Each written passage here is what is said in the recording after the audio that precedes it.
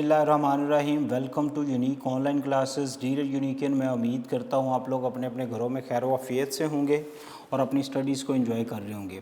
हम लोगों ने एंटी टेस्ट सीरीज़ के अंदर ऑलरेडी 13 तक लेक्चर्स हमने पढ़ लिए, उसमें से कुछ टेस्ट भी हुए, हमने टेस्ट डिस्कशन भी की। आज जो हमारा लेक्चर है वो लेक्चर नंबर 14 और 14 के अंदर हम डिस्कस करेंगे chapter number 4 and chapter number 5 of database book 2। ठीक है जी। चैप्टर नंबर 4 आपको पता है data integrity and normalization process है, और चैप्टर नंबर 4 आपको पता है इंट्रोडक्शन टू माइक्रोसॉफ्ट एक्सेस है। उसमें हम एंटी टेस्ट के हवाले से कुछ बार्स वगैरह के नाम और कुछ ऑब्जेक्ट्स की चीज़ें आ जाती हैं, वो हमारी वेरी क्विकली हम उस चैप्टर का एक ओवरव्यू लेंगे, क्योंकि उसका ओवरव्यू ही है और वो उसी में से ही कोई ना कोई एमसीक्यूज आता है एंड क्योंकि वो 6 और 7 में यूजेबल भी है, इसीलिए हमें उसको पढ़ना तो पड़ेगा। ओके, तो सबसे पहले हम स्टार्ट करते हैं जी chapter number 4 which is data integrity. और आपको पता है इंटेग्रिटी का मतलब करेक्टनेस, कंसिस्टेंसी, कंप्लीटनेस। ठीक है, ये सारी चीज़ें जब हम डिस्कस करते हैं तो हम डेटा इंटेग्रिटी को डिस्कस करते हैं। और आपको पता है जी हमारे पास दो तरह के रूल्स हैं, दो तरह के कंस्ट्रेंट्स हैं जिनको हम अप्लाई करते हैं, कि इंटेग्रिटी कंस्ट्रेंट, एक रेफरेंशियल कंस्ट्रेंट्स। ठीक है, जब हम विद इन अ टेबल बात कर रहे होते हैं तो एंटिटी इंटेग्रिटी कंस्ट्रेंट्स, जब हम मल्टीपल रिलेशन, मल्टीपल टेबल्स के अंदर डेटा की बात कर रहे होते हैं तो वो रेफरेंशियल इंटेग्रिटी कंस्ट्रेंट्स होते हैं। ओके, ये हो गए। उसके बाद हमारे पास है जी नॉर्मलाइजेशन प्रोसेस। तो नॉर्मलाइजेशन प्रोसेस से पहले मैं आपको कुछ टर्म समझा दूं। कुछ हिडन एरर्स होती हैं या जिनको हम एक्सपेक्टेड हिडन एरर्स कहते हैं, जिसकी वजह से हमारे डेटा के अंदर ना कुछ प्रॉब्लम्स आती हैं। दो तरह की डिफरेंट टर्म्स हैं, वो समझ लें तो आप लोगों को समझ आ जाएगी कि ये क्यों हम पढ़ रहे हैं। फर्स्ट टर्म, एक हमारे पास ऐसा स्ट्रक्चर होता है जिसकी हमें बिल्कुल समझ नहीं आ रही होती। ठीक है, ऐसा स्ट्रक्चर, तो इसको हम कहते हैं ये कॉम्प्लेक्स स्ट्रक्चर है। और एक ऐसा स्ट्रक्चर होता है जो वेल मैनेज स्ट्रक्चर होता है। ठीक है, उस वेल मैनेज स्ट्रक्चर्स को हम कहते हैं सिंपल या सिंप्लेक्स स्ट्रक्चर। ठीक है, जिसकी हमें समझ आ जाती है। अब ये जो कॉम्प्लेक्स स्ट्रक्चर है, this is happen due to some types of errors. ठीक है, एंड या हम इनको कह सकते हैं जी हिडन एरर्स। ठीक है, या इसके साथ हम एक और वर्ड यूज़ करते हैं, ये एक ही बात है। दूसरी बात इसके अंदर आ जाती हैं जी अनोमलीज। ठीक है, जिसकी वजह से ये हमारा स्ट्रक्चर इस तरह है। तो जब हम इन सारी चीज़ों को अब डेफिनेटली हमें अगर इन चीज़ों का अनोमलीज और इन चीज़ों का नहीं पता तो हम जनाब कभी भी क्लैरिफाई नहीं कर सकते कि हमारा जो स्ट्रक्चर है वो कम्प्लेक्स है कि नहीं है। ठीक है, अगर वो कम्प्लेक्स है तो किसकी वजह से, तो इसके अंदर जो सबसे पहली चीज़ है बेटा वो आ गई हिडन एरर्स। तो there are 4 types of hidden errors. वो कौन कौन सी हैं जी? वो सबसे पहली आ गई जी सिनोनिम्स। क्या आ गई जी? सिनोनिम्स। ठीक है, उसके बाद होमोनिम्स, उसके बाद रिडंडेंट इंफॉर्मेशन। ठीक है, और उसके बाद म्यूचुअल एक्सक्लूसिव डेटा। ठीक है, these are the 4 hidden error, expected hidden errors. और इसी से मिलती जुलती हमारे पास जो आती हैं बेटा वो आती हैं डेटाबेस अनोमलीज। उनको मैं ज़रा लिस्ट अप कर दूं। ठीक है, वो कौन कौन सी? सबसे पहले हमारे पास आ गई इंसर्शन अनोमलीज, उसके बाद डिलीटेशन अनोमलीज, उसके बाद upgradation anomalies. These are the 3 anomalies. आप इनको ऐसे कह सकते हैं जनाब कि ये डेटाबेस की एरर्स हैं, ये जो हैं। ठीक है, जैसे आप प्रोग्रामिंग की जो एरर्स हैं, प्रोग्रामिंग एरर्स, उनको हम क्या कहते हैं? बग्स। इसी तरह डेटाबेस एरर्स को हम कहते हैं अनोमलीज, और वो ये 3 ही हैं। और ये कुछ एक्सपेक्टेड हिडन इश्यूज भी हैं या एरर्स हैं। ठीक है, ये 4, जिसकी वजह से इन सारी चीज़ों की वजह से जो आपका स्ट्रक्चर होता है ना बच्चों, वो कम्प्लेक्स होता है। और हमें जो रिक्वायर्ड होता है ना वो होता है सिंपल स्ट्रक्चर। तो मैं अब इनकी थोड़ी सी डिटेल आपको पढ़ा दूं, की पॉइंट्स, फिर हम इस स्ट्रक्चर्स की कन्वर्जन की तरफ जाएंगे कि ये स्ट्रक्चर हम अपनी मर्जी के मुताबिक कैसे बना सकते हैं। तो सबसे पहले हम पढ़ते हैं हिडन एरर्स में सिनोनिम्स। तो सिनोनिम्स आपको पता है जी क्या आते हैं? ये वो टाइप्स ऑफ प्रॉब्लम्स होती हैं रिलेशंस के अंदर, टेबल्स के अंदर, when 2 different names are used for same information, जैसे सप्लायर कोड या supplier ID, student roll number या स्टूडेंट आईडी। जब आप 2 डिफरेंट नेम बट आप एक ही चीज़ के लिए उसको यूज़ कर रहे हैं तो ये एरर आता है। आप अच्छा सर ये विद इन अ टेबल होता है? नहीं, याद रखो ये विद इन रिलेशन होता है। मतलब आपका रिकॉर्ड ये आपकी बेसिक इन्फॉर्मेशन है, स्टूडेंट की, और ये लेट्स सपोज उसकी फीस का रिकॉर्ड है। अब बेसिक इन्फॉर्मेशन आप यहाँ पे लिखा है जी STD ID, और यहाँ आपने लिखा है STD roll number.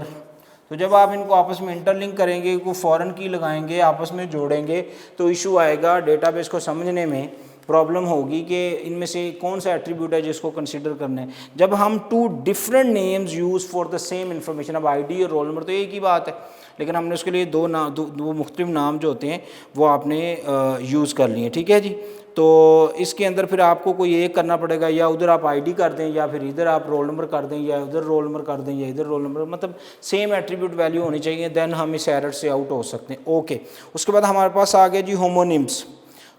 Types of problem in exist in a relationship when same name is use for two different attributes. जब हम एक ही नाम दो मुख्तलिफ चीज़ों के लिए यूज़ करते हैं, मतलब कंपनी नेम कस्टमर्स के लिए और सप्लायर के लिए भी कंपनी नेम, ठीक है, जिसकी वजह से जो company name appearing in both relation it may create confusion.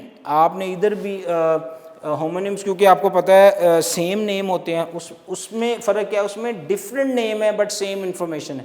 इसमें सेम नेम है बट डिफरेंट एट्रीब्यूट्स हैं, ठीक है। एक में आप कॉलेज के अंदर या आप अपनी ट्यूशन सेंटर के अंदर सेम नाम ही यूज़ कर लें तो उससे भी प्रॉब्लम होती है, ठीक है। तो same name use for two different places, two different tables, two different relation, तो उससे भी प्रॉब्लम आती है।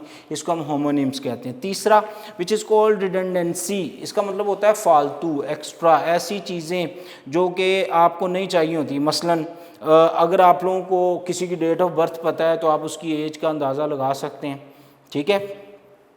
इस तरह की चीज़ें जो होती हैं, जो कि अगर आपको एज पता है, एग्जैक्ट एज पता है, तो आप उसकी डेट ऑफ बर्थ का अंदाज़ा लगा सकते हैं, ठीक है। अगर लेट्स सपोज आप लोगों को पासपोर्ट नंबर पता है तो आप उसका शनाख्ती कार्ड नंबर पता लगवा सकते हैं।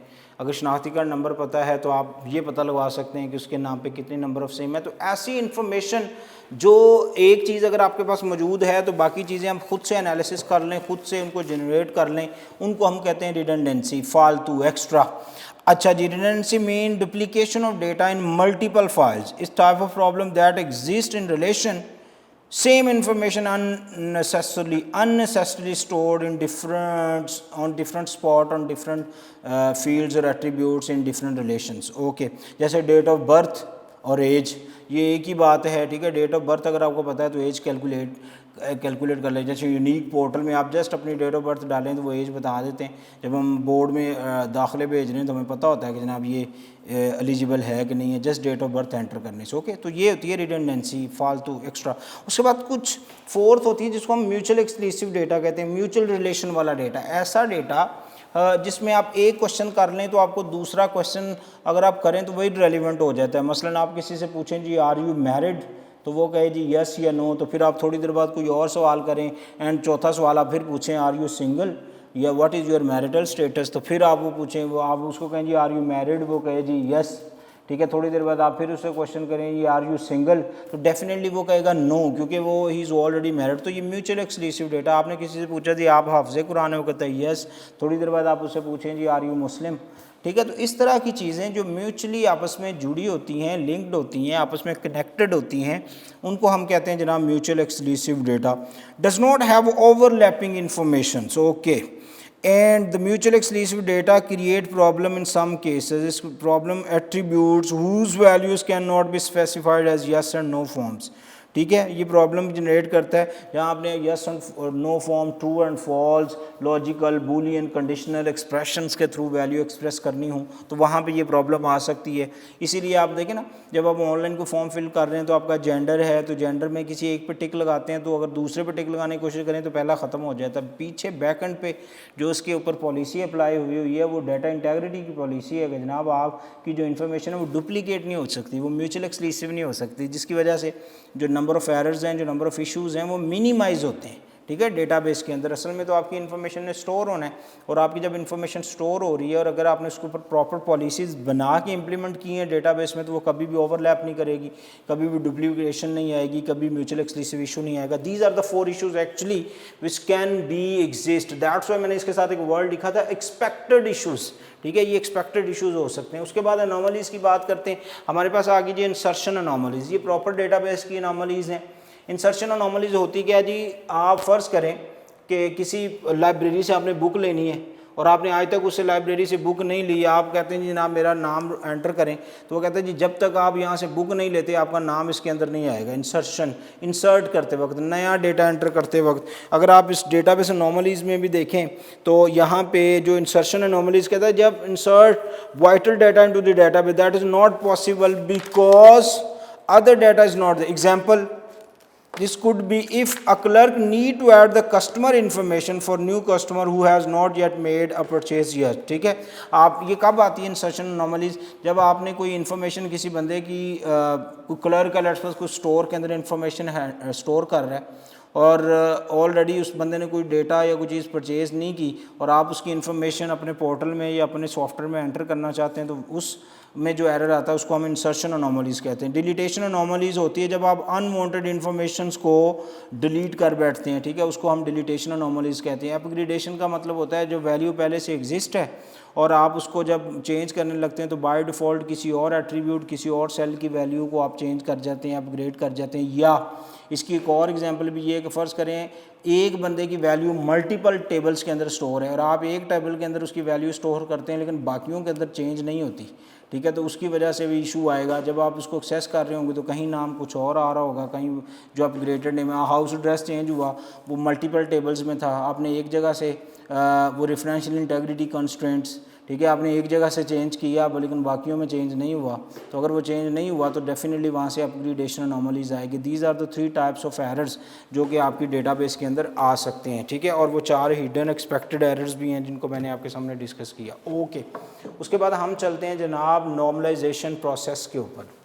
तो नॉर्मलाइजेशन प्रोसेस जो है वो रिलेटिवली वेरी इंपॉर्टेंट प्रोसेस। तो आपने क्या करना है जनाब, इसके स्ट्रक्चर देखने हैं, इसके पॉइंट्स हैं, मैंने इसके कंपैरिजन आपके लिए कंपैरिजन इसके बनाए हैं ताकि हम इसको लॉजिकली समझ सकें कि ये चीज़ें होती क्या हैं। Normalization basically is a process. अब आपने देखा ये जो जितने इश्यूज आते हैं इसकी वजह से कम्प्लेक्सिटी आती है। चलो मैं एक डायग्राम बनाता हूँ ताकि आपको समझा सकूँ। ये देखें वही डायग्राम, ये फर्स्ट करें जी जनाब आपका को फाइल्स हैं, मल्टीपल फाइल्स, मल्टीपल डेटा इसमें पड़ा है, ठीक है, मैं जानबूझ के ये ऐसी डायग्राम ड्रॉ कर रहा हूँ। लेट्स सपोज मैं कहता हूँ जनाब ये मेरे पास पूरा का पूरा जो स्ट्रक्चर है ये कॉम्प्लेक्स स्ट्रक्चर है, ठीक है, तो मैं क्या करूँगा, मैं जनाब इसके ऊपर एक प्रोसेस लगाऊंगा जिससे मैं इन तमाम चीज़ों को अरेंज कर रहा हूँ, this one this one this one. अच्छा, एक स्ट्रक्चर वो है, एक स्ट्रक्चर ये है, तो आपको इजीली कौन सा समझ आ रहा है, ए या बी? स्ट्रेट फॉरवर्ड आपको बी समझ आ रहा है कि जनाब ये प्रॉपर फाइल्स हैं, उनके नंबर्स लगे हुए हैं, ठीक है, उसको हम रखें। असल में ये वाला जो प्रोसेस है बच्चों जिसमें हम कॉम्प्लेक्स स्ट्रक्चर को सिंपल स्ट्रक्चर में कन्वर्ट करते हैं, the process who convert the complex structure into simple structure is called normalization, ठीक है, इस प्रोसेस का नाम नॉर्मलाइजेशन है। एंट्री टेस्ट में बच्चों को एमसीक्यूज भला कैसे देते हैं, कहते हैं बताएं जी नॉर्मलाइजेशन में हम क्या ऐसी चीज़ ऐड करते हैं जिससे ये जो चीज़ें हैं ये सिंपल स्ट्रक्चर में। याद रखो there is lot of addition already, यहाँ पे बहुत कुछ पहले से ऐड है। नॉर्मलाइजेशन प्रोसेस में कभी भी कुछ ऐड नहीं होता, हमेशा हम इसमें कुछ ना कुछ रिमूव करेंगे क्योंकि बहुत ज़्यादा ऐड होने की वजह से तो ये स्ट्रक्चर का ये हाल है, इसकी हालत। इसमें से हम चीज़ें रिमूव करते हैं तो ये फिर कुछ प्लान स्ट्रक्चर बनता है जिसको हम हमारी समझ में आता है जो। ओके, अब अगर हम गौर करें तो इसका जो पूरा ये प्रोसेस है 1 ये 2 ये 3 ये 4 और इवन 5, ठीक है, लेकिन हम इनमें से 3 पढ़ेंगे, फर्स्ट सेकंड थर्ड, तो इसको हमने 3 डिफरेंट फेजेस में डिवाइड कर दिया है जिसको हम पहले को कहते हैं फर्स्ट नॉर्मल फॉर्म, दूसरे को हम कहते हैं जनाब सेकंड नॉर्मल फॉर्म और फिर हम कहते हैं जी थर्ड नॉर्मल फॉर्म। मेरी बात समझ में आ गई आपको? तो ये हमारे पास क्या है, ये 3 डिफरेंट नॉर्मल फॉर्म्स हैं जिनको हम यूज़ करते हैं और इन याद रखो इन तीनों नॉर्मल फॉर्म्स में हमेशा कुछ ना कुछ रिमूव होना है। मसलन इस फर्स्ट नॉर्मल फॉर्म का की पॉइंट अगर मैं आपको लिखवाऊं तो मैं ये कहूँगा जनाब इसके अंदर हम रिपीटिंग ग्रुप्स को रिमूव करते हैं, रिपीटिंग वैल्यूज़। अगर इसकी बात करूं तो इसमें हम रिमूव करते हैं जी पार्शियल डिपेंडेंसी, और अगर हम इसकी बात करें थर्ड की तो हम इसमें रिमूव करते हैं जी ट्रांजिटिव डिपेंडेंसी। ठीक है, ये की पॉइंट्स हैं। अच्छा, इसमें मैं कुछ और आप लोगों को ऐड करवाऊं, अगर हम इनको पढ़ना शुरू करें तो आपने इसकी वो पूरी पूरी एग्जांपल्स नहीं पढ़नी, हमने इसके पॉइंट्स देखने हैं क्योंकि पेपर में पॉइंट्स आने हैं। अब एग्जांपल अगर बोर्ड का होता तो मैं आपको इसकी पूरी पूरी एग्जांपल पूरे पूरे वो रिलेशन और कॉलम और वो चीज़ें बना के आपको समझाता। ओके, इससे मिलती जुलती एक और चीज़ें, हम एक टेबल ड्रॉ करते हैं।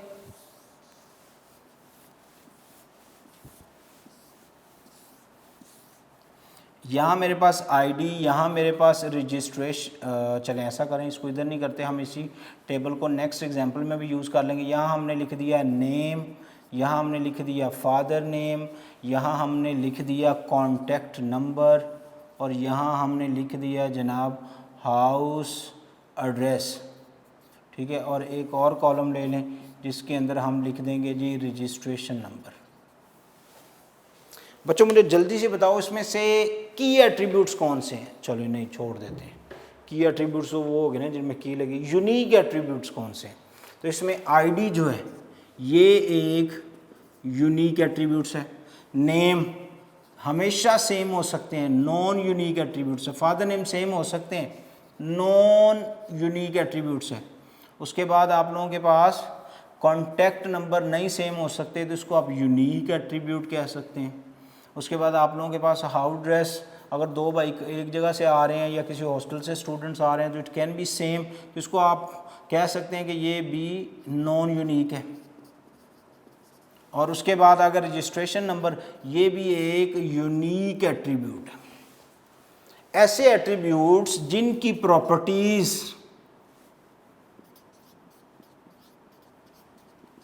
प्रॉपर्टीज सेम हो सकती हैं, सेम प्रॉपर्टीज़ वालों को हम यूनिक कहते हैं, और जो डिफरेंट वैल्यूज़ और डिफरेंट प्रॉपर्टीज़ वाले होते हैं उनको हम कहते हैं डिफरेंट वैल्यूज़ और प्रॉपर्टीज़,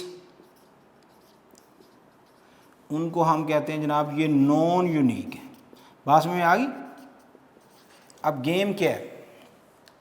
गेम ये है कि जनाब जो सबसे पहली नॉर्मल फॉर्म है ना, आपको पता है जब हम प्रॉपर्टीज़ ऑफ रिलेशन पढ़ते हैं, प्रॉपर्टीज ऑफ रिलेशन, उसके अंदर एक प्रॉपर्टी है भला क्या, नो रिपीटिंग वैल्यूज। ठीक है, no repeating values mean in other word आप कह सकते हैं ऑलवेज एटॉमिक वैल्यू। अगर आप एक सेल, ये कॉन्टैक्ट की एग्जांपल है, इसके अंदर आप 042 और समथिंग समथिंग और 0300 ये भी लिख देंगे।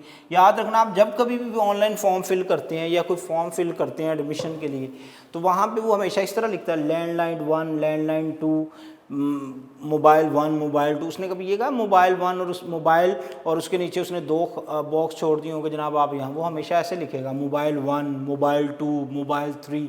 उसके लिए मल्टीपल वो हेडिंग्स बनाएगा, मल्टीपल एट्रीब्यूट्स बनाएगा। क्यों? क्योंकि अगर आप ऐसा करते हैं तो आप बेसिकली एक डेटाबेस की जो समझ लें कि जो प्रॉपर्टी है उसको आप फुलफिल नहीं कर रहे। ठीक है, you have to always write a different value in different columns and different attributes. तो उसको हम कहते हैं कि ये वैल्यू रिपीट नहीं करनी चाहिए।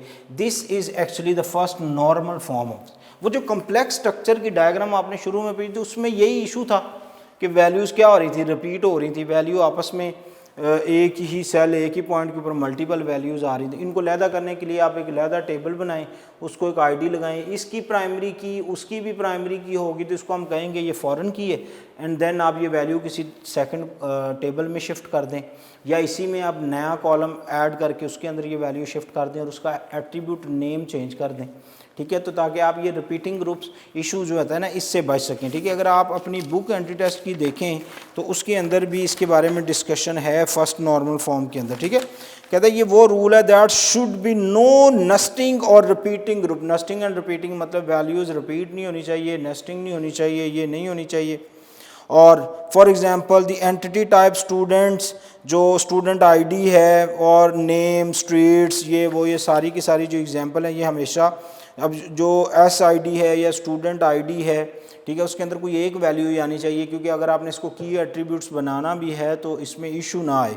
तो बुक का चैप्टर नंबर 4 उसका पेज 1 आपने ज़रूर स्टडी करना है, ताकि आप लोगों को ये एग्जांपल, वहाँ से एग्जांपल भी क्लियर हो सके, विद एग्जांपल आप इसको देख सकें। ओके, फर्स्ट नॉर्मल फॉर्म आपकी क्लियर है, हम इसके इनका कंपैरिजन भी हम एंड पे मैं आपको लिखवाऊंगा। सेकंड नॉर्मल फॉर्म पे चलते हैं, इसमें हम डिलीट करते हैं बच्चों पार्शियल डिपेंडेंसी। अच्छा, मैं एक चीज़ और बता दूँ आपको, मेरे जहन में आई, वो ये कि ये जो सारा का सारा काम हम करते हैं ना, ये असल में करते किस लिए? हमने ये सारा फेज, सारा स्ट्रक्चर पूरा करने के बाद अपना जो रिलेशन है उसको लेके जाना होता है फुल फंक्शनल डिपेंडेंसी।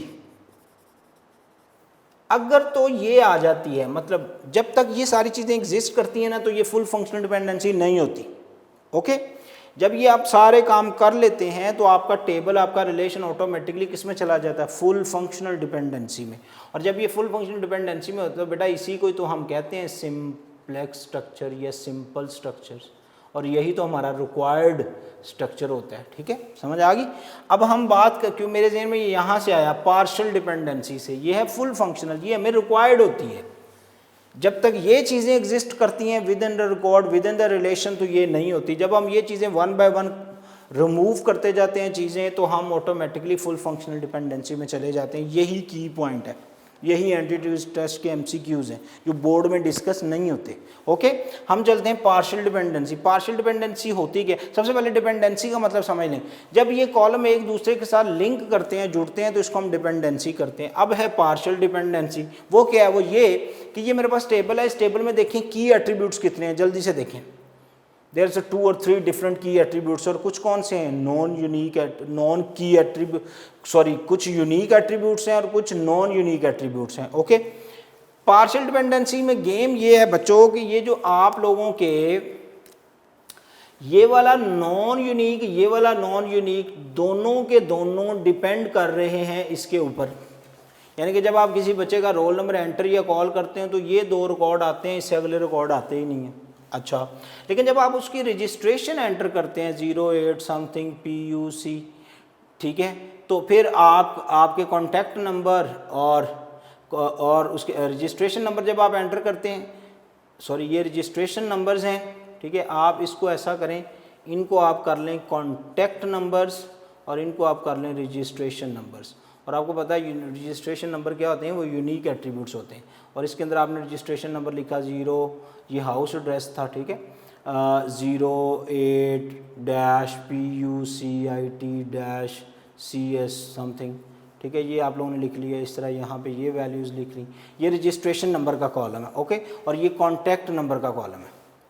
अच्छा, जब आप रोल नंबर कॉल करते हैं तो ये 2 एट्रीब्यूट्स हैं जो इस पर डिपेंड करेंगे, और जब आप रजिस्ट्रेशन करते हैं तो ये 2 हैं जो इस पर डिपेंड करते हैं। तो आपका टेबल जो है, अगर आप गौर करें तो आपका टेबल 2 हिस्सों में बंटा हुआ है। यहाँ से these non-unique actually depend on this unique attributes and these 2 non-unique actually depend on this unique attributes. Okay, ये भी नॉन यूनिक है क्योंकि मैंने रजिस्ट्रेशन उधर शिफ्ट कर दी इसीलिए। अब ये 2 नॉन यूनिक इस पे डिपेंड कर रहे हैं, जो नॉन यूनिक एट्रीब्यूट्स हैं वो इस पे डिपेंड कर रहे हैं। तो हम कह सकते हैं कि over relation is in partial dependency. और बेटा सेकंड नॉर्मल फॉर्म के अंदर हम करते क्या हैं? हम पार्शियल डिपेंडेंसी को रिमूव करते हैं। अब पार्शियल डिपेंडेंसी रिमूव करने का मतलब सेकंड नॉर्मल फॉर्म को सेटिस्फाइड करना, और इसकी सेटिस्फैक्शन के लिए बेटा 2 पॉइंट्स हैं, याद रखो, जो हमने डिस्कस करने हैं। सबसे पहला, इट मस्ट सेटिस्फाइड। जो बच्चे एंटी टेस्ट में गलती करते हैं, जस्ट डेफिनेशन के अकॉर्डिंगली टिक करके आ जाते हैं, नहीं, it must satisfied first normal form. मेरी बात समझ में आ रही है आपको? ये फर्स्ट नॉर्मल फॉर्म को सेटिस्फाइड करनी चाहिए, पहला पॉइंट। दूसरा पॉइंट, नो पार्शियल डिपेंडेंसी। इसके अंदर पार्शियल डिपेंडेंसी नहीं होनी चाहिए। ये दोनों बातें अगर बच्चों पूरी हो जाती हैं तो इसका मतलब है कि आपने रिमूव कर दी पार्शियल डिपेंडेंसी और आपने सेटिस्फाइड कर दिया किसको, सेकंड नॉर्मल फॉर्म को। अब इसमें सर ये क्या है, फर्स्ट नॉर्मल फॉर्म, यानी कि रिपीटिंग ग्रुप्स भी नहीं होने। ऐसा नहीं है कि पार्शियल डिपेंडेंसी तो रिमूव होगी लेकिन रिपीटिंग ग्रुप्स मौजूद हैं तो आप कहें जी second normal form done. No, first of all repeating, इसीलिए ये इंटरलिंक्ड है। ठीक है, आपने पहले पार्शियल डिपेंडेंसी की definition, when some non unique attributes depend on one key attributes and other non key attributes depend on another key attributes is called the relation is in partial dependency, and in second normal form we satisfied the first normal form, which mean there is no repeating group and secondly there is no partial dependency। हम इसको remove करते हैं, हम ये value उठाएंगे किसी अगले table में ले जाएंगे, उसको एक प्राइमरी की लगाएंगे, वो हो सकता है रजिस्ट्रेशन है तो रजिस्ट्रेशन को हम वो ना कार्डिनलिटी 1 to 1 जितने नंबर ऑफ कॉलम टेबल 1 के टेबल 2 के साथ लिंक्ड हो जाते हैं तो हम उसको कार्डिनलिटी कहेंगे, वो इसी वजह से है। ठीक है, और कार्डिनलिटी के बारे में आप लोगों ने पढ़ा था, minimum number of association between the table rows, ये बेसिक बात है। ठीक है, और मोडालिटी में होता है जी minimum number of rows association, उसके बाद कार्डिनलिटी में 1 to 1, 1 to many, many to many relationships हैं, और इसके अंदर जो मोडालिटी है उसके अंदर आप लोगों के पास nullable and not nullable relationships होते हैं। ठीक है, मतलब उसको ऑप्शनल या मैंडेटरी कहते हैं, वो इसी वजह से ही हैं। तो आप इसकी एक कॉलम का रिलेशनशिप इसके दूसरे कॉलम के साथ रिलेट कर दें तो आपकी ऑटोमेटिकली पार्शियल डिपेंडेंसी ख़त्म हो जाएगी। जब आप जिस वैल्यू को भी कॉल करेंगे तो आप उसकी प्राइमरी की कॉल करेंगे, जब प्राइमरी की कॉल करेंगे वो वैल्यू एक्सेस हो जाएगी। उसके बाद हम चलते हैं थर्ड नॉर्मल फॉर्म के ऊपर। And what is third normal form? Actually इसके अंदर बेटा हम रिमूव करते हैं transitive dependency. Sir transitive dependency क्या है? मैं आपको जल्दी से ज़रा इसको एक दफ़ा रिमूव करूं ताकि ये एग्जांपल आपको ज़रा थोड़ी नीट क्लीन होके समझ आ सके।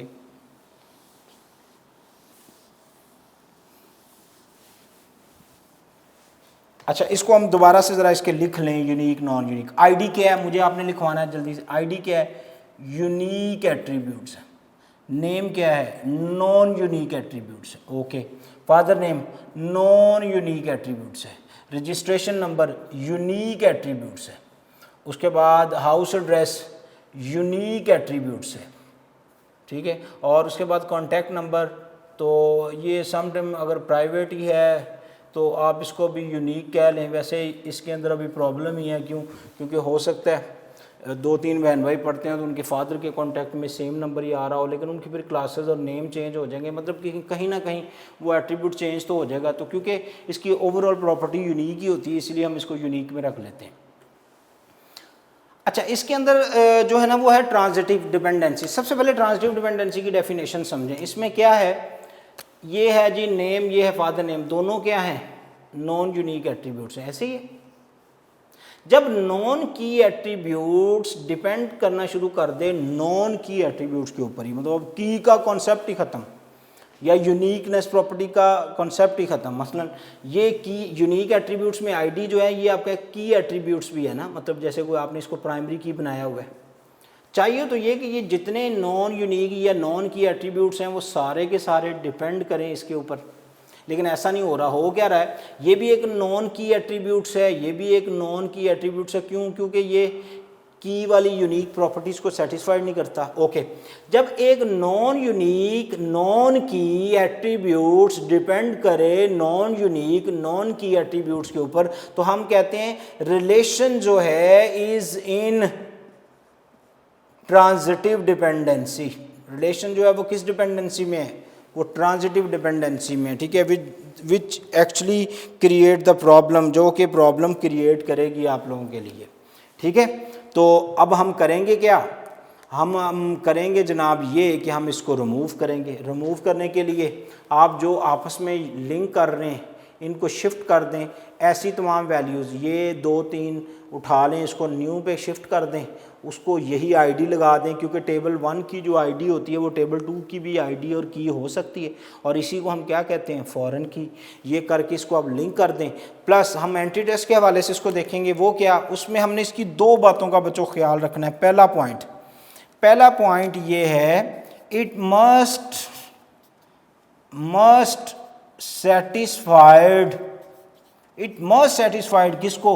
सेकंड नॉर्मल फॉर्म को। लो जी, ठीक है, सेकंड नॉर्मल फॉर्म। अब सेकंड नॉर्मल फॉर्म क्या है कि no partial dependency and no repeating groups, यानी कि पिछली बातें लिंक्ड हैं, पिछली बातें साथ साथ चल रही हैं। उसके बाद दूसरा पॉइंट, नो ट्रांजिटिव डिपेंडेंसी। अगर ये दोनों काम हो जाए, अब ट्रांजिटिव डिपेंडेंसी क्या है? व्हेन अ नॉन की and non unique attributes depend on non की एंड नॉन की यूनिक एट्रीब्यूट्स, तो इसको हम कहते हैं जनाब ये हमारे पास ट्रांजिटिव डिपेंड। तो आप थर्ड नॉर्मल फॉर्म में करते क्या हैं? एक तो आप सेटिस्फाइड करते हैं सेकंड नॉर्मल फॉर्म को, और दूसरा there is must not, relation must not be in a transitive dependency, तो हम कहते हैं now the third normal form is. अब थर्ड नॉर्मल फॉर्म की ना आगे फिर एक और है BCNF, इसकी एक आगे फर्दर टाइप भी है, जिसको अगर आप देखना चाहें तो बुक में मैंने उसका थोड़ा सा हिंट भी दिया, आप उसको पढ़ सकते हैं। वैसे वो आपके सिलेबस में नहीं है तो एंटी टेस्ट में भी नहीं आएगी। ओके, तो ये जब ये तीनों आपकी नॉर्मल फॉर्म हो जाती हैं तो आपका स्ट्रक्चर जो है वो ऑटोमेटिकली कम्प्लेक्स से सिंपल में आ जाता है, क्योंकि आपने बहुत सारी चीज़ें इसमें से रिमूव कर दी। ठीक है, तो जब ये सारी चीज़ें रिमूव होगी, now your table is in full functional dependency and this dependency in other is called simple structure और सिंपल डिपेंडेंसी। अब हमारे पास जो टॉपिक है बच्चों वो ये कि हमने इनका कंपैरिजन देखना है। कंपैरिजन के लिए आपने करना क्या है मेरा बेटा? आपने पेज, एक खाली पेज, उसके ऊपर आपने ना एक कॉलम, एक टेबल बना लेना। उस टेबल में आपने पॉइंट और आगे इनके जो है वो मैं आपको उसको ड्रॉ भी कर देता हूँ ताकि आप लोगों को वो समझ आ सके। इनका कंपैरिजन अगर आ जाए, कंपैरिजन के अंदर इनके मैक्सिमम पॉइंट और डिस्कस हो जाएंगे। मसलन ठीक है, आपने एक टेबल बनाना है। टेबल कुछ इस तरह बनाएं आप, ये एक टेबल ड्रॉ करें, हो गया। यहाँ पे आप लिखें पॉइंट,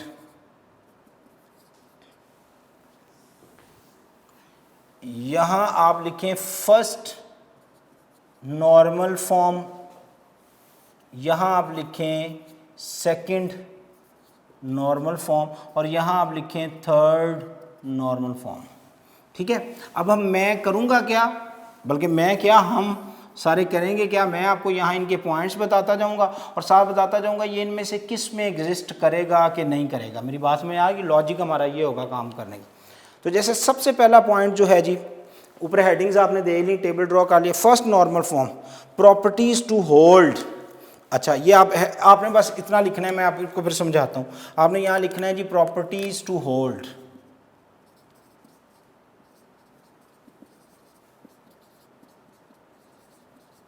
ठीक है, अब फर्स्ट नॉर्मल फॉर्म के बारे में मैं आपको बताता हूँ जी। All the attributes of the relation, किसी भी टेबल के सारे column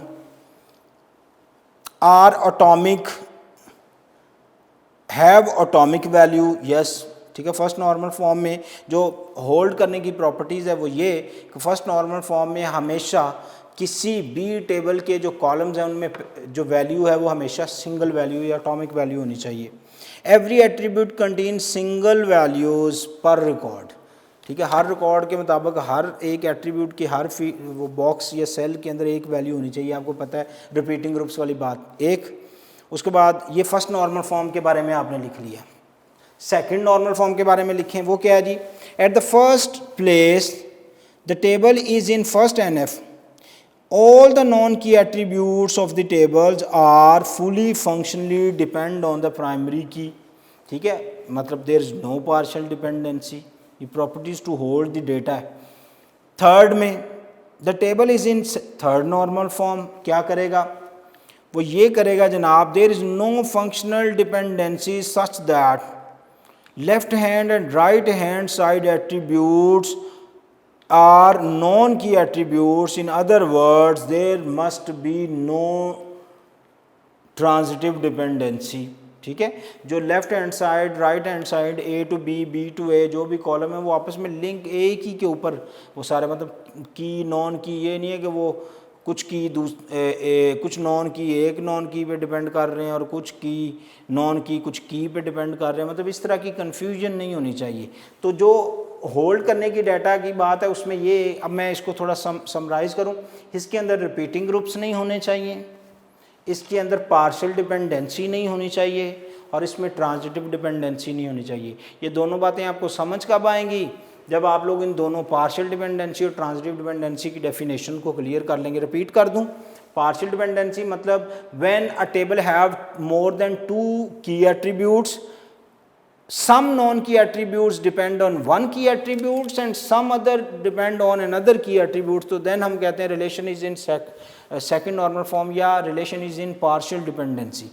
Transitive dependency, table have some key and non key attributes. Unfortunately, some non key attributes depend on another non key attributes is called the table is in transitive dependency. तो properties to hold the data आपके सामने clear हो गया। दूसरा point है जी अचीवेबिलिटी। क्या है? अचीवेबिलिटी। पहली देखें जी फर्स्ट नॉर्मल फॉर्म की, ऑलवेज अचीवेबल। ठीक है, हम बड़ी आसानी से रिपीटिंग ग्रुप्स रिमूव कर सकते हैं। यस, बड़ी आसानी से हम पार्शियल डिपेंडेंसी रिमूव कर सकते हैं, बड़ी आसानी से हम ट्रांजिटिव डिपेंडेंसी रिमूव कर सकते हैं। तो सब में अचीवेबल ही आएगा। ओके, उसके बाद लॉसलेस। ठीक है, कुछ भी ऐसा नहीं है कि जिसको हम मैं इसकी ये भी मैं पॉइंट लिख दूं आपके सामने। ये आ गया जी लॉसलेस। तो भाई इसमें कुछ भी लॉस होने के चांसेस नहीं होते। ऐसा नहीं है कि कोई एट्रीब्यूट्स आप रिमूव कर बैठे हैं तो वो एट्रीब्यूट्स आपके सामने ही ना आए। ओके, उसके बाद आप लोग डिपेंडेंसी प्रिजर्विंग डीकम्पोजिशन।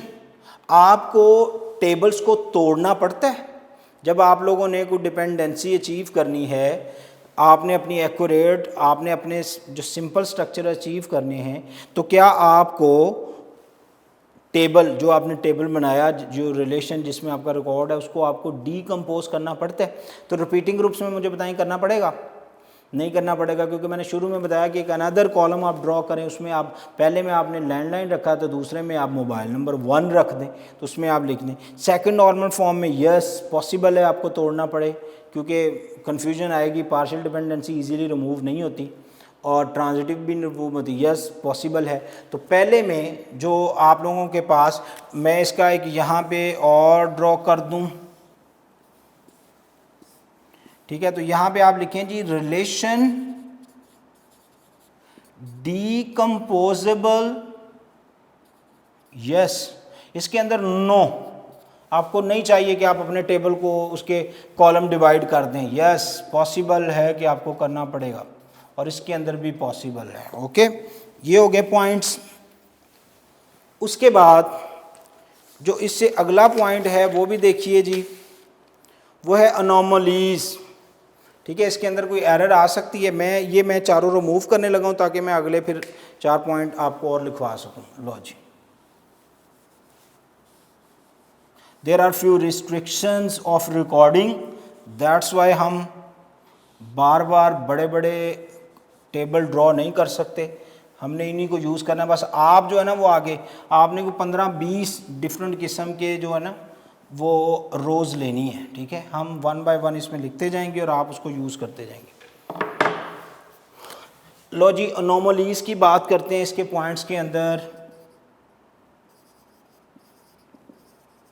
ठीक है, तो फर्स्ट नॉर्मल फॉर्म में yes may allow some anomalies.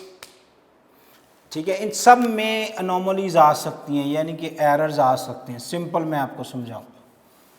अब सर ये आप हमें टेबल क्यों बना रहे हैं? क्योंकि इनमें से आपसे पूछा जा सकता, हो सकता है आपको पूछे बताएं जी फर्स्ट नॉर्मल फॉर्म के अंदर अनोमलीज बन सकती हैं। आपके सही, ये तो बात आज तक टीचर ने नहीं बताई, तो वो बात असल में आपको इस शेप में बताई जा रही है। ठीक है, तो यस, ठीक है, तीनों नॉर्मल फॉर्म में अनोमलीज आने के चांसेस होते हैं। उसके बाद व्हाट इज़ एलिमिनेटेड। ठीक है, एलिमिनेटेड। ठीक है, आप कौन सी वैल्यूज़ को एलिमिनेट कर सकते हैं? फर्स्ट नॉर्मल फॉर्म के अंदर देखिए जी, एलिमिनेट करते हैं किसको? रिपीटिंग ग्रुप्स को, यानी कि रिमूव करना, वैल्यू को पीछे छोड़ आना, वैल्यू वापस रिटर्न कर देना। Eliminate redundant data, partial dependency से, इसके अंदर आप एलिमिनेट करते हैं रिपीटिंग ग्रुप्स को, इसके अंदर रिडंडेंट इंफॉर्मेशन, और उसके बाद आप एलिमिनेट करते हैं ऐसे कॉलम्स को जो कि की एट्रीब्यूट्स के ऊपर डिपेंड नहीं कर रहे, उनको आप निकाल देते हैं, किसी दूसरे कॉलम के अंदर ले जाते हैं। Repeating groups, redundant information and non key attribute which are not depending on key attributes, उनको एलिमिनेट करते हैं। उसके बाद चौथा point, identifications of functional dependency, ठीक है, आइडेंटिफिकेशन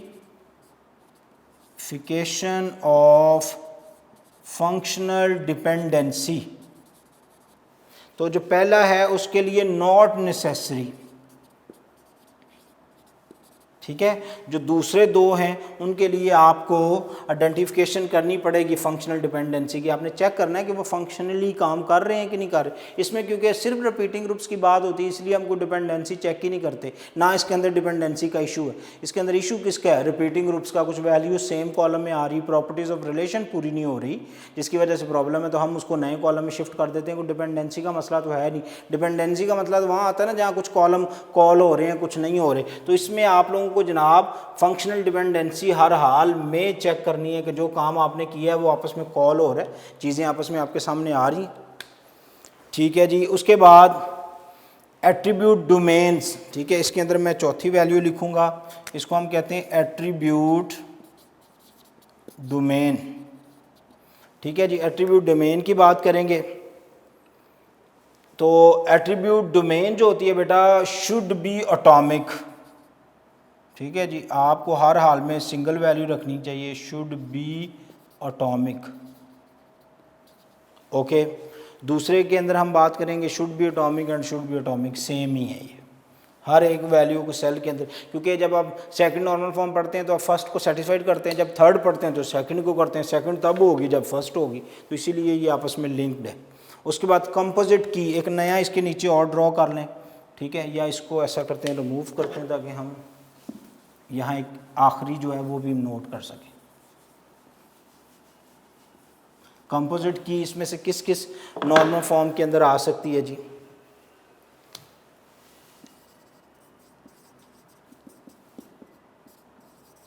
इसमें अलाउड है जी composite key. when two same attributes can be a key। कल आप लोगों को कल वाला जो लेक्चर था हमारा बेसिक टर्मिनोलॉजी जिसमें हमने कीज़, प्राइमरी कीज़ डिस्कस की थी, उसके अंदर मैंने आपको कंपोजिट की पढ़ाई थी। अच्छा, उसके बाद इसमें भी अलाउ है लेकिन एक ही शर्त में, नो पार्शियल डिपेंडेंसी, ठीक है, जो कि सेकंड नॉर्मल फॉर्म में होती है, और इसमें भी अलाउ है कंपोजिट की। तो these are the few comparison between normalizations forms, first normal, second, third normal forms, ठीक है। तो ये नॉर्मलाइजेशंस का कॉन्सेप्ट है। उसके बाद हम देखेंगे जी चैप्टर नंबर 5। होप सो यहाँ से आपकी कुछ लर्निंग हुई है, ठीक है, कुछ चीज़ें आपको क्लियर हुई होंगी। नहीं तो still I am available, you can discuss with me.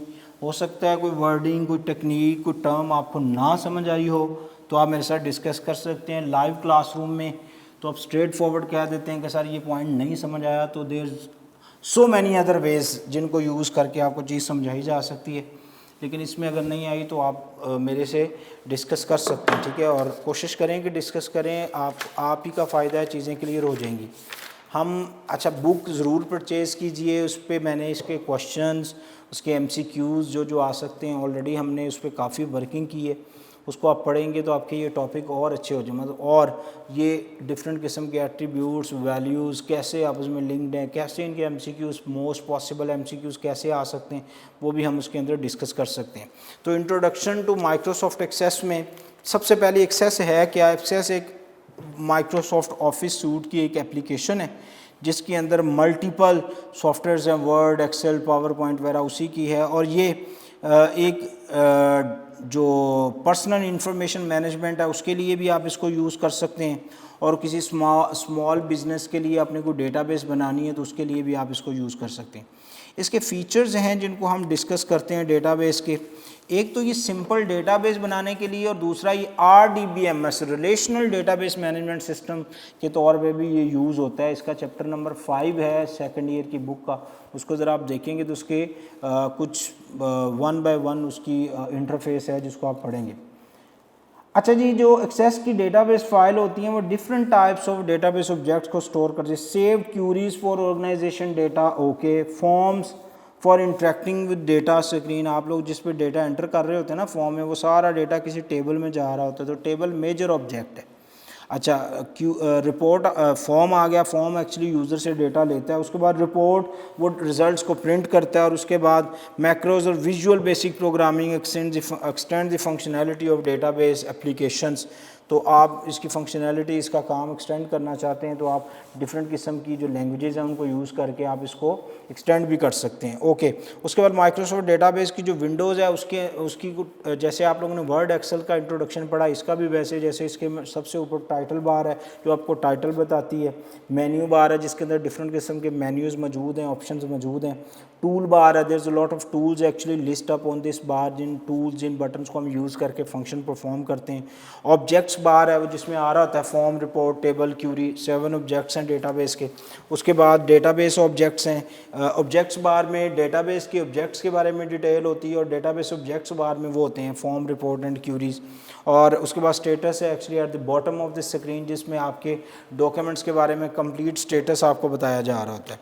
तो ये सारी की बार हैं, बुक से ज़रा इसको एक दफ़ा आपने स्टडी करना है, कोई टाइटल, कोई पेज, कोई मेन्यू, कोई बटन, MCQ इसमें से किस तरह आते हैं, कोई मेन्यू को बटन पूछ लिया जाता है ये किस बार में एग्जिस्ट करता है, तो आपको पता होना चाहिए वो कहाँ एग्जिस्ट करता है। ओके जी, तो उसके बाद जो डेटाबेस के ऑब्जेक्ट्स हैं वो आपको पता है मेजर ऑब्जेक्ट इसके 7 हैं, लेकिन हम उनमें से डेटाबेस के जो ऑब्जेक्ट्स हैं वो 4 ही पढ़ेंगे। वो कौन कौन से डेटाबेस ऑब्जेक्ट्स? वो 4 ही हैं। सबसे पहला आप लोगों के पास टेबल है, उसके बाद आप लोगों के पास फॉर्म है, फिर रिपोर्ट है, फिर क्यूरी है। ठीक है, these are the 4 objects of database.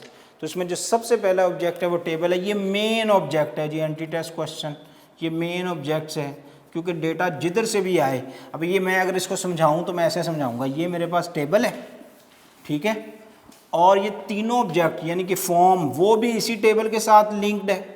अगर मैं कहूँ कि ये मेरे पास फॉर्म है, ये टेबल है, ये फॉर्म है, और ये मैं कहूँ कि मेरे पास एक रिपोर्ट प्रिंट होके आ रही है, वो भी इसी में से आ रही होती है। और अगर मैं कहूँ कि जनाब ये मेरे पास एक क्यूरी है जो कि जाती है और एक्सेस करती है डेटा को वापस, तो ये जो क्यूरी है ये भी इसी के साथ ही लिंक है। तो मेजर ऑब्जेक्ट टेबल जो कि डेटा को स्टोर करता है, फॉर्म जिसमें हम डेटा एंटर करते हैं, रिपोर्ट जो यहाँ से डेटा को किसी पर्टिकुलर वैल्यूज़ और क्राइटेरिया के ऊपर फैच करके आपके सामने लाती है, और क्यूरी जो है ये भी किसी पर्टिकुलर, ये असल में प्रिंटेबल और PDF फॉर्मेट्स के अंदर होती है, ये एडिटेबल फॉर्म में होती है, आप इसका डेटा एडिट कर सकते हैं, फेच कर सकते हैं, रिट्रीव कर सकते हैं। ओके, तो मेरे पास जो ऑब्जेक्ट्स आ गए उसमें टेबल, तो table central point of database होता है क्योंकि डेटा इसके अंदर स्टोर होता है। किसी भी ऑर्गेनाइजेशन के लिए आपको ऑर्गेनाइजेशन ऑफ डेटाबेस के लिए कोशिश करें मल्टीपल रिलेशन और टेबल्स बनाएं और उनको लिंक करें। हर टेबल का यूनिक नेम होता है, पॉइंट्स आप नोट करते जाइए। और table recognise the column called fields and row called records, ठीक है।